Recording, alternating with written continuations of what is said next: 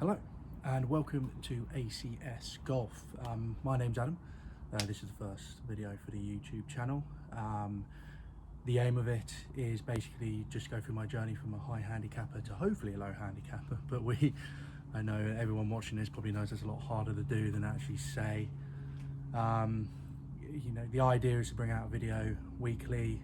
This will be sort of reviews of sort of second-hand clubs I pick up, because I'm a massive tinker with the bag. You know, I do get bored of things quite quickly, and I like to bring in new clubs and see how I can use them and how that can help my golf. So it'll be about reviewing them, matching them off to what's already in the bag, with the idea of, you know, should I bring that club in? Will that club improve my golf, or should I stick with what I've got? And we'll also do the odd match where I play with some of my friends at Putting Kings, which is just an amateur golf group I'm in, and just see what's in their bag and see how I do against them.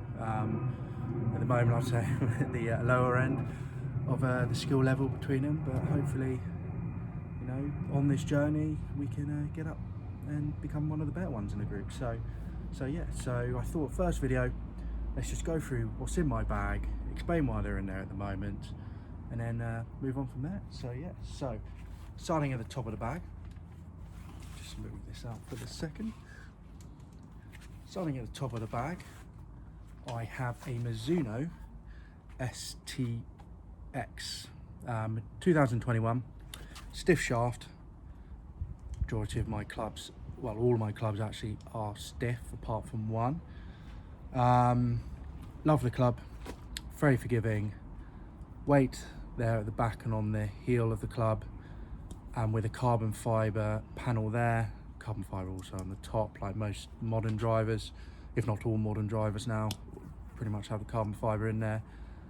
The weight at the bottom there is for a draw bias, and that's why also the carbon fibre is there, just to release the weight there, so it's more down the bottom of the club, and therefore helps to close that club face in the swing. Some speed sort of pockets there as well, very much following on from sort of the Tailor-Made, the way they do it. Club face itself, very forgiving.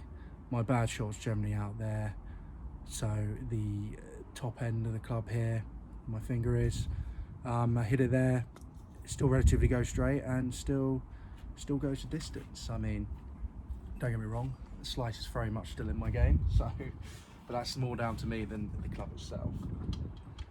Now, second club in the bag, I've actually gone for something a little bit different after watching a few videos. I actually have a Tailor-Made mini driver Aero burner. Great little club, 14 degrees, again, stiff shaft, love it. If there's any fairway where I'm worried about, you know, distance perhaps, if maybe the driver might be a little bit long for it, or I've lost confidence in the driver and it's a narrow fairway, then I'll bring this out. A lot more accurate with this. Saved me many a times there. The way it's built is for speed. You've got the aerodynamics here on the top, the lines here, and obviously in the bottom here, and then another one of these speed channels that Tailor-Made do. Absolutely love the club.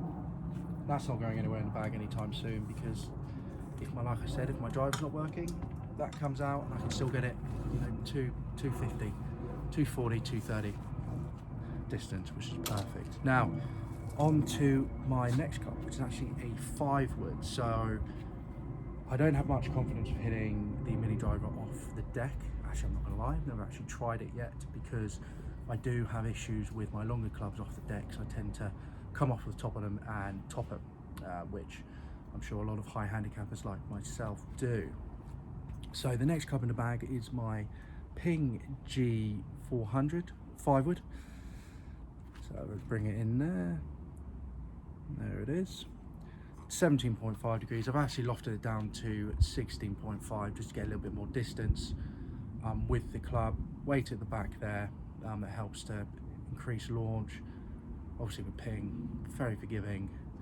Again, stiff shaft. I would say though, I don't have much confidence with it. So if anything in the bag will swap soon, it's most likely to be this, but it's still, I mean, look at it, it's gorgeous, black mat, so I don't get blinded on today's like today. It's a lovely club. Now, as I mentioned, I do not hit my long clubs that well, so I've actually gone for a bit of a change for a 3 hybrid. I do have the option to put a 4 iron instead of this in the bag if I want to, but for more forgiveness, more confidence, I've gone for 3 hybrid. But I've actually gone for, here it is, the Cobra King F9. And you can tell by the colour of it, if people know their golf, it's blue and not the normal yellow. 1 length. So this is actually the same, stiff again, and this is actually the same length as my 7 iron. Just means I can use exactly the same swing as my 7 iron. Very confident over the ball with it because of that. Any distance up sort of 200 yards, I can bring this out of the bag.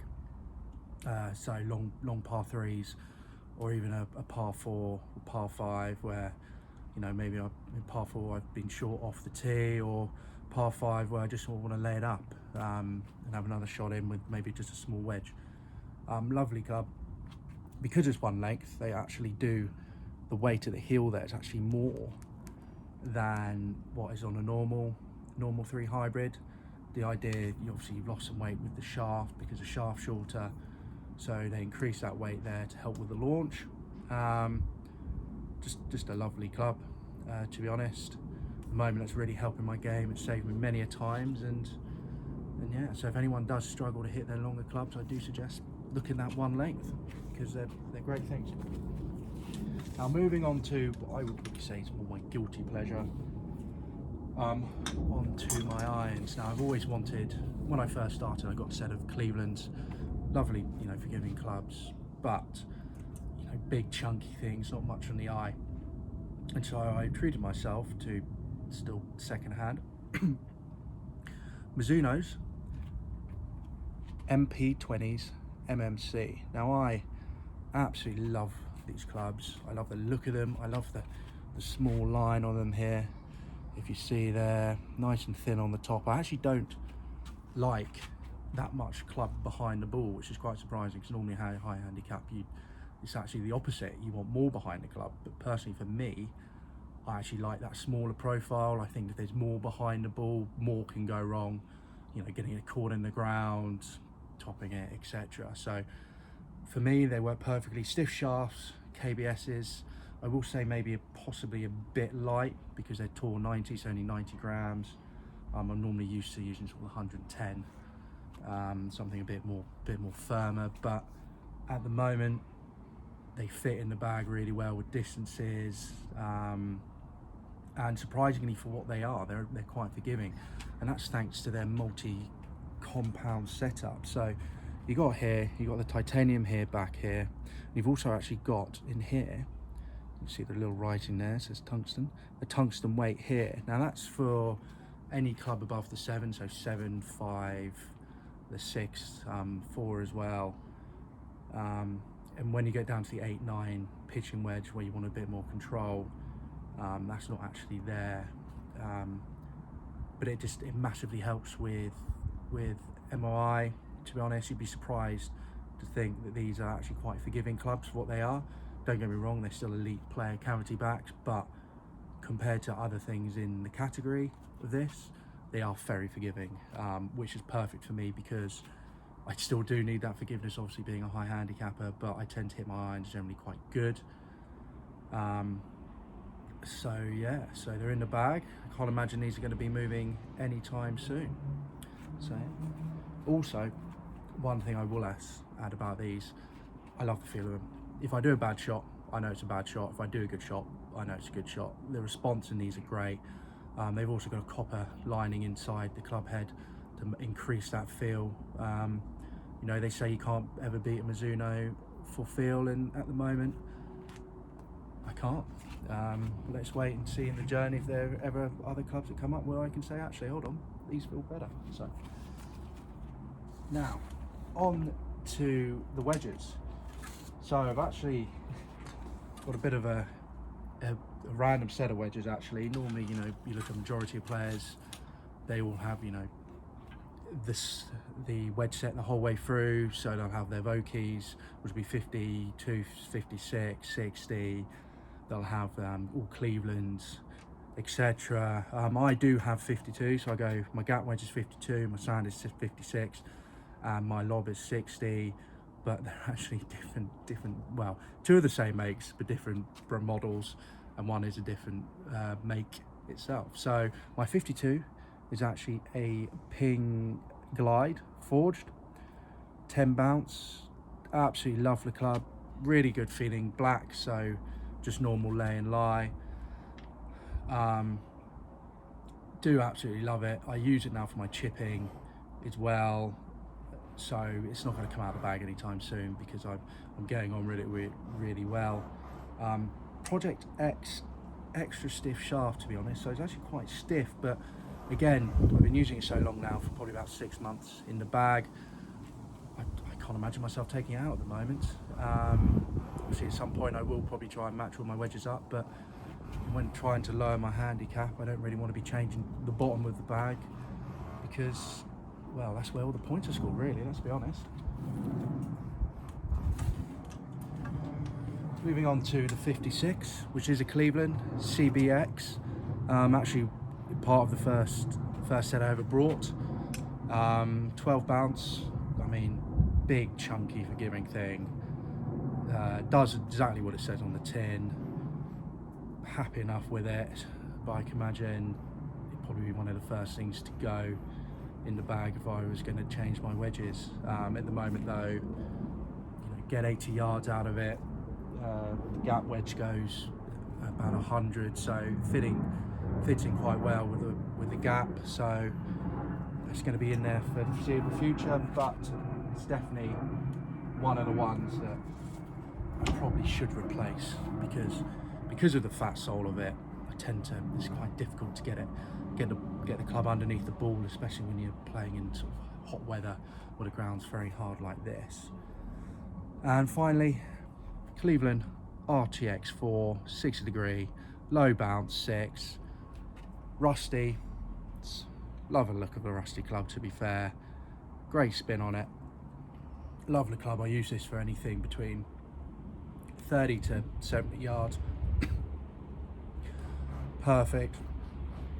Use it to get out the sand as well because of that low bounce and the high degree. Stiff shaft, stiff tall shaft. NS Pro, which I had actually some previous irons. Really quite like these shafts. They're quite suited for me. And yeah, that will be definitely not coming out of the bag. I can imagine if the wedges do change, I can imagine it will be RTX 4s across the board, to be honest. I do love a Cleveland wedge. But then again, if I come across any good Vokeys or anything like that for sale, then yes, then it could all change, and I might be playing Vokeys because they seem to be very much the in clubs at the moment. Now to the putter. Now this is where all the points are picked up. This is where you're really making money, to be honest. So this is probably the most expensive thing in my bag. So it is a Scotty Phantom X 12. Love it. Big forgiving head, big mallet, weights here, and then weight at the back as well. Very forgiving. I have off days and I tend to hit it there or there, and it still relatively goes straight and right distance, to be honest, but obviously just slightly offline. What I do love about the club as well, if you just see here, you see the black marks here, the black lines, and then the yellow dots in the middle. This is actually, I got this second hand, like everything in my bag, and these are actually supposed to be yellow, but someone's filled it in the paint themselves, which is fine. Still does the job. So I can see, use that up to really line the ball up, and it really does help my putting. Normally average sort of 32 putts a game, which is great because, you know, you want to keep that putt level down to 2 putts per hole. If you can finish a game with 36 putts, you're on fire, you're on absolute form. So very happy with this. Can't imagine this is gonna be leaving the bag anytime soon, to be honest. Obviously we'll test it up against a few things in the future. I've already got a few putters in there to test them up and to test really to see, you know, is it worth spending this sort of money on it. I think I spent about £200 on it, 250 second hand. Super stroke grip, does exactly what it says on the tin, so no complaints there. So there is my bag. Thank you for watching this video. In the future, we already have the next review, which will be this, the Tour Edge golf club. So please, if you like the video, please click like, subscribe to the channel. Any comments below are more than welcome, and we'll see you next time when we review this against my Mizuno Tour Edge Knockout. Thank you.